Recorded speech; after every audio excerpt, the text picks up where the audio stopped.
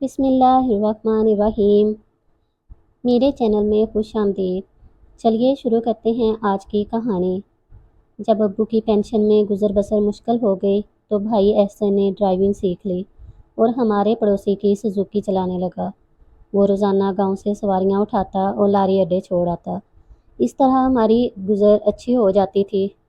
एहसन ने मैट्रिक तक पढ़ा, आगे हालात ने इजाज़त ना दी। इसे मज़ीद तालीम हासिल करने का शौक़ था, मगर अब्बू बूढ़े हो चुके थे और हम खुदा के फजल से 6 बहनें ब्याही जा चुकी थी। बस एक बहन रहती थी। अब इसके हाथ पीले करने थे। एहसन हमारा सबसे छोटा और इकलौता भाई था। एक दिन वो सवारियां लेकर गांव आने लगा तो चाचा को देखा। वो शहर से आए थे। भैया ने सुजुकी रोकी और उन्हें साथ बैठा लिया। घर पहुंचकर चाचा ने बड़ी तारीफ की कि एहसन बहुत अच्छी गाड़ी चलाता है। चंद रोज़ हमारे घर के आम के बाद जब वो जाने लगे तो एहसन को भी साथ ले लिया। शहर आकर चचा ने भैया की नौकरी की कोशिश की। बिला आखिर एहसन को मुलाजमत मिल गई और वो नर्सिंग ट्रेनिंग सेंटर की बस चलाने लगा। वो हर माह तनख्वाह में से अपना खर्चा निकाल कर बाकी पैसे घर भेज देता। यूँ हमारे माली हालात को सहारा मिला। इस मुलाजमत की वजह से अब भैया को शहर ही रहना था। गांव का सीधा साधा लड़का जब शहर में गया तो बहुत जल्द होशियार हो गया। इसकी दोस्ती एक लड़के नियाज अहमद से हो गई जो कॉलेज की बस चलाता था और सेंटर के क्वार्टर में रहता था। इस क्वार्टर का किराया 400 रुपये था, ताहम वो ये किराया भी बड़ी मुश्किल से अदा कर पाता। इसने एहसन से कहा कि तुम मेरे साथ रिहाइश अख्तियार कर लो तो इस तरह मेरा बोझ भी हल्का हो जाएगा और तुमको भी आधी किराए पर रिहाइश मुयस्सर आ जाएगी। चचा भी रिटायर हो चुके थे। वो पहले एक अफसर की जीप चलाते थे। एहसन ने सोचा बजाय चचा पर बोझ बनने के क्यों ना दोस्त की पेशकश कबूल कर लूं। तभी ये दोनों एक ही क्वार्टर में रहने लगे। भैया की ये आदत थी कि बस चलाते वक्त उतरने और चढ़ने वालों पर नज़र रखता था। कुछ दिनों से बस में एक नया चेहरा देख रहा था, शीशे में जिसकी आंखें कई बार भाई की आंखों से टकराई थी। ये एक फैशनेबल लड़की थी। हल्के फुल्के फैशन से इसका हुस्न दोबाला और शख्सियत निखरी निखरी लगती थी। तभी वो एहसन को अच्छी लगने लगी। दिल में इसे एक हसरत सी होती कि काश इस मैचबीन से बात हो सकती। जल्द ही ये आरज़ू पूरी हो गई। हुआ यूँ कि एक रोज़ जब वो लड़की बस में सवार हुई तो टिकट चेकर की इससे तकरार हो गई। इत्तेफाक से लड़की की सीट ड्राइवर के अकब में थी। भाई ने मुड़कर देखा और चेकर से कहा, आसम भाई क्या बात है, क्यों उलझ रहे हो? एहसन भाई, इस लड़की ने टिकट नहीं लिया और बस में सफ़र कर रही है। रकम मुझसे ले लेना, इसके साथ तकरार मत करो। मुमकिन है रकम घर भूल आई हो। इस एहसान के बाद वो लड़की मेरे भाई की बेहद ममनून हुई और मंजिल पर पहुंचकर बस से उतरते वक्त इसने रुककर शुक्रिया अदा किया। एहसन यही तो चाहता था कि किसी तो लड़की से बात हो। अल्लाह ने इसकी ये ख्वाहिश पूरी कर दी। कुछ ही दिन गुजरे थे कि फिर से टिकट चेक करते हुए चेकर ने शिकायत की, एहसन भाई आज भी ये लड़की टिकट नहीं ले रही। अच्छा यार, मामूली बात है, तुम झगड़ा मत करो, टिकट की रकम मुझसे ले लेना। यह बात भाई ने आहिस्ता से कही ताकि दूसरे मुसाफिर न सुन लें। अगले दिन बस से उतरते वक्त इस लड़की ने एक रुक्का मेरे भाई के हाथ में दिया और उतर गई। एहसन ने हैरत से इस रुक्के को खोलकर पढ़ा। लिखा था, आपका शुक्रिया, दोबारा मदद करके मुझे भरी बस में बेइज्जती से बचा लिया। इंशाल्लाह कभी ना कभी आपको रकम लौटा दूंगी। फ़िलहाल माली हालात अबतर हैं। कहते हुए हिजाब आ रहा है, लेकिन यकीन जानिए बहुत मुश्किल में हूँ। अगर मेरी मदद कर सकें तो एहसान होगा। अगले रोज़ जब वो बस में सवार हुई तो एहसन को यूँ लगा जैसे जो आप चाहती हो। तभी भाई ने इसको नियाज़ के क्वार्टर का पता दे दिया। वो शाम को खुद ही वहाँ आ गई। इसे देखकर नियाज़ क्वार्टर से चला गया ताकि ये दोनों आसानी से बात कर सकें। लड़की ने भैया को अपनी दास्तान सुनाई और मसाइल बताकर कहा, मैं इस शहर में ट्रेनिंग के लिए आई हूँ। मेरे लिए परदेस है और यहाँ मेरा कोई नहीं है। एक सहेली के पास रहती हूँ मगर वो मेरी माली मदद नहीं कर सकती। घर से कभी रकम आ जाती है कभी नहीं, तब बहुत मुश्किल होती है। ना जाने क्यों आपको देखकर ऐसा लगा कि आप मेरी मदद कर सकते हैं और मैं मुद्दा बयान करूँगी तो इनकार नहीं करेंगे। इसकी माँ गांव में रहती थी और खजूर के पत्तों से हाथ के पंखे, चटाइयाँ और चंगेरें बनाती थी। वो कभी रकम जोड़ पाती और कभी नहीं। अब बीमारी के सबब अस्पताल में दाखिल होना पड़ा। रकम को क्या भिजवाती, सरदस्त इसको इलाज के लिए रकम दरकार थी। इस लड़की का नाम सबूर था। वो कुछ रकम भी लाई थी जो इसने माँ को भिजवाई थी, मगर ये नाकाफ़ी थी। भाई ने इसको तसल्ली दी और अपनी तरफ से और रुपए मिलाकर इसकी माँ को ये रकम मनी ऑर्डर कर दी। وہ بہت ممنون ہوئی، اس کے بعد ان کی جان پہچان ہو گئی۔ اب جب وہ پریشان ہوتی یا کوئی مسئلہ ہوتا وہ نیاز احمد کے کوارٹر میں احسن سے ملنے آ جاتی اور اپنی مشکل بیان کر دیتی۔ احسن بہت مہمان نواز تھا، وہ اس کی بھی مہمان نوازی کرتا۔ کبھی اس کا دوست بھی موجود ہوتا، ان کی کوئی بات اس سے ڈھکی چھپی نہ تھی۔ اگر بھائی کچھ دنوں کے لیے گاؤں آ جاتا اور پیچھے ملنے صبور آتی تو نیاز اس کی مہمان نوازی کرتا، اس کے دوست کی مہمان تھی۔ جب احسن گاؤں سے لوٹ کر شہر جاتا اس کا دوست بتا دیتا کہ صبور آئی تھی۔ بھائی کو بھی نیاز و صبور پر کبھی شبہ نہیں ہوا۔ اسی دوران چھوٹی بہن کی شادی قریب آ گئی اور امی نے احسن کو بلوا لیا۔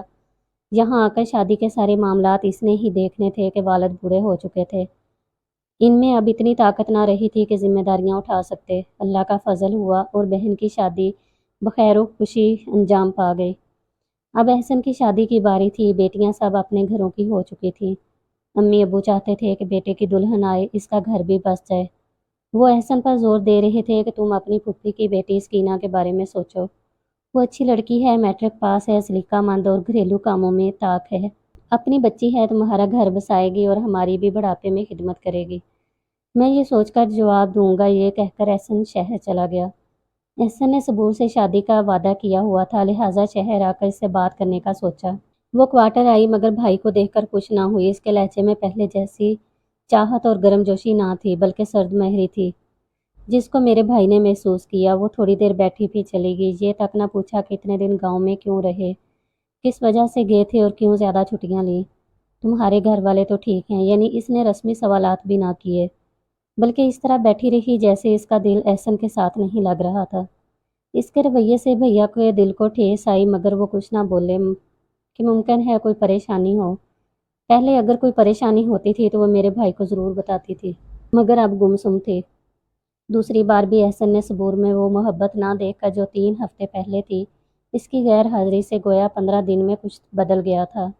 اس کی دوستی نیاز سے ہوئی تھی، اب وہ اسے چاہنے لگی تھی اور نیاز بھی اس میں دلچسپی لینے لگا تھا۔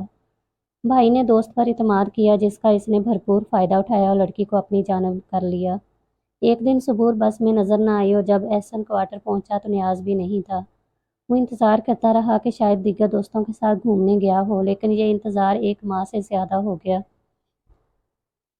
تب احسن کو شک ہونے لگا کہ اتنی لمبی غیر حاضری اور اس کی اطلاع تک نہیں کہ کیا وجہ ہوگی۔ ادھر صبور بھی نظر نہ آئی اور نہ ملنے ہی آئی۔ اب اس کے دل میں ان دونوں کے بارے میں اور طرح کے خیالات آنے لگے۔ پھر ایک روز یہ شک اس روز یقین میں بدل گیا جب صبح ہی صبح مارکیٹ میں کھانے پینے کی چیزیں خریدتے ہوئے اس کی نظر ایک گاڑی پر پڑی جس میں نیاز اور صبور بیٹھے ہوئے تھے۔ فوراً اس کے دل پر اس گمان نے شب خون مارا کہ کہیں دونوں نے مل کر اسے دھوکہ تو نہیں دیا۔ اس نے نیاز کے ایک دوست سے پتہ کیا جس نے بتایا کہ اس نے صبور نامی لڑکی سے شادی کر لی ہے۔ احسن کا سر گھومنے لگا، وہ نوکری چھوڑ کر سامان اٹھا کر گھر آ گیا۔ کچھ دن میرا بھائی بہت بجھا بجھا اور اداس رہا۔ امی ابو نے بہت پوچھا، ان کو کچھ نہ بتایا، لیکن مجھ سے اس کی بہت بنتی تھی، لہٰذا مجھ سے دل کی بات کر کے من کا بوجھ ہلکا کر لیا۔ تمام آپ بیتی سنا دی اور کہا کہ امی ابو کو نہیں بتانا ورنہ ان کو صدمہ ہوگا۔ میں نے شہر کی نوکری چھوڑ دی، شہر میں ایک دوست بن گیا تھا، اس کا بڑا بھائی دبئی میں رہتا ہے اور ویزوں کا کام کرتا ہے، مگر اس کو رقم دینی ہوگی۔ سوچ رہا ہوں کہیں سے رقم کا انتظام ہو جائے تو دبئی چلا جاؤں۔ اپنے بھائی کو اس قدر دکھی اور پریشان دیکھ کر میرا دل بھی مانع ہو گیا۔ میں نے اسے تسلی دی اور اپنے ہاتھ کی چوڑیاں اتار کر اس کو دے دی۔ کہا کہ ان کو فروخت کر کے دبئی جانے کا انتظام کر لو، زیور کا کیا ہے، پھر سے بن جائے گا۔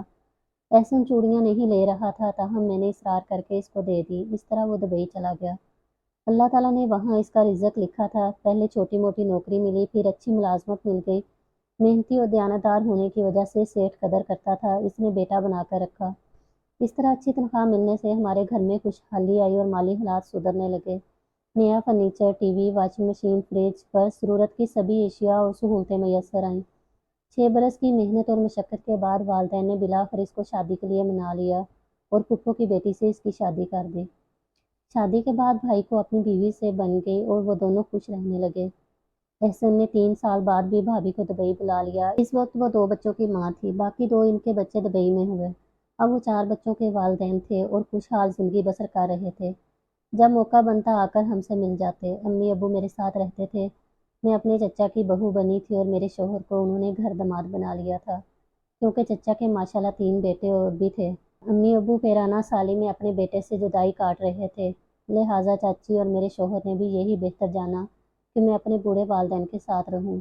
میری دوسری بہنیں دور کے رشتہ داروں میں اور 3 غیروں میں بیاہی گئی تھیں، لہٰذا میرے ساس اور سسر کا سب سے قریبی رشتہ بنتا تھا۔ یوں اس مشکل وقت میں میرے والدین کے کام آئے۔ بھائی بھابھی کو دبئی رہتے 6 برس گزر چکے تھے، وہ صرف چھٹیوں میں ہی چند دنوں کے لیے آتے تھے، کیونکہ روزی کا معاملہ تھا، وہاں بہت اچھا کام کر رہے تھے، جبکہ اپنے وطن میں گریجویٹس بیچارے بے روزگار پھرتے تھے۔ احسن بھائی کے گمان میں بھی نہیں تھا کہ صبور اچانک مل جائے گی۔ وہ تو ایسے غمزدہ ہو کر شہر سے ملازمت چھوڑ کر نکل گئے کہ دوبارہ پلٹ کر بھی وہاں نہیں گیا، نہ ہی کبھی نیاز کا پتہ کیا۔ ایک روز اپنی کمپنی کے کام سے انہیں دوائیوں کی ایک بڑی کمپنی جانا ہوا۔ شام کے تقریباً 4 بجے تھے جب وہ مینیجر کے دفتر سے نکلا۔ کمپنی کے سامنے بس اسٹاپ پر اس نے صبور کو بس کے انتظار میں سلگتے پایا۔ ان کی دیوی مرجھا چکی تھی، چہرہ بے رونق تھا، کپڑے بوسیدہ اور میلے تھے، وقت سے پہلے بڑھاپے کے آثار نمایاں ہو گئے تھے۔ احسن نے اپنی کار اس کے قریب جا کر روک لی۔ اس کو دیکھ کر وہ چونک پڑی۔ بھائی نے مجھے بتایا تھا، رابی، میں اس کو دیکھ کر حیران رہ گیا تھا کہ یہ وہی صبور ہے جس نے مجھ سے پیار کی قسمیں کھائی تھیں، وہ جیون بھر ساتھ نبھانے کا وعدہ کیا تھا، جو فیشن والے شوخ رنگ کپڑے پہنتی تھی اور غربت کے باوجود لڑکیوں میں نمایاں نظر آتی تھی، جو اتنی خوش شکل تھی کہ چہرے پر نظر نہیں ٹھہرتی تھی۔ اس کو اچانک دیکھ کر بھول ہی گیا کہ کسی اور کی ہو چکی ہے۔ فوراً اس کی طرف گیا۔ میرے پوچھنے پر اس نے بتایا کہ وہ اسی کمپنی میں دوائیاں پیک کرنے کا کام کرتی ہے۔ نیاز نے شادی کے 1 سال بعد ہی اس کو چھوڑ دیا تھا۔ ماں فوت ہو گئی اور نرسنگ ٹریننگ نیاز کی وجہ سے مکمل نہ کر سکی۔ در در کی ٹھوکریں کھائیں، کسی رشتہ دار نے پناہ نہ دی۔ آخر ایک دور کے رشتہ دار جو عرصے سے دبئی میں قیام پذیر تھا، ترس کھا کر دبئی میں ملازمت کروا دی۔ ویزا بھی کمپنی کی طرف سے ملا۔ یہ بتا کر وہ رونے لگی، مجھے معاف کر دو احسن، میں نے تمہیں دھوکہ دیا، برے آدمی کو اچھا سمجھا اور اچھے کی قدر نہ کی، مجھے اس بے وفائی کی سزا ملی ہے، مجھے معاف کر دو۔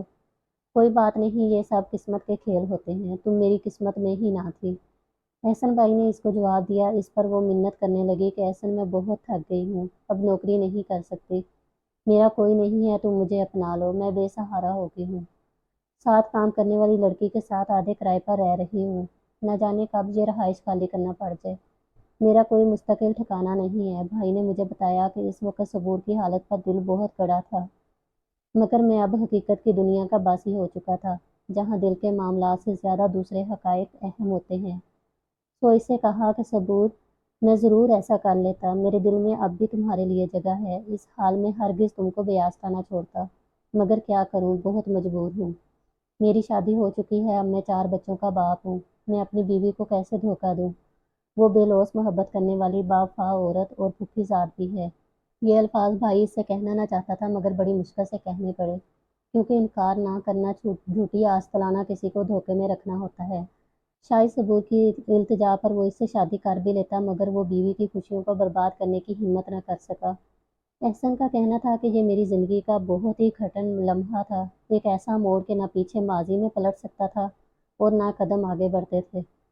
وہ مایوس ہو کر کار سے اتر گئی اور تھکے تھکے قدموں سے دور ہوتی چلی گئی۔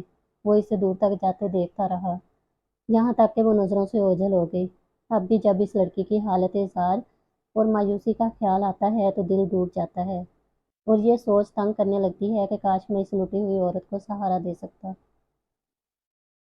اگر کہانی اچھی لگی ہے تو میرے چینل کو لائک کریں اور سبسکرائب کریں اور بیل نوٹیفیکیشن کو آن کر دیں تاکہ آپ کو سننے کو ملتی رہیں اس طرح کی نئی نئی کہانیاں۔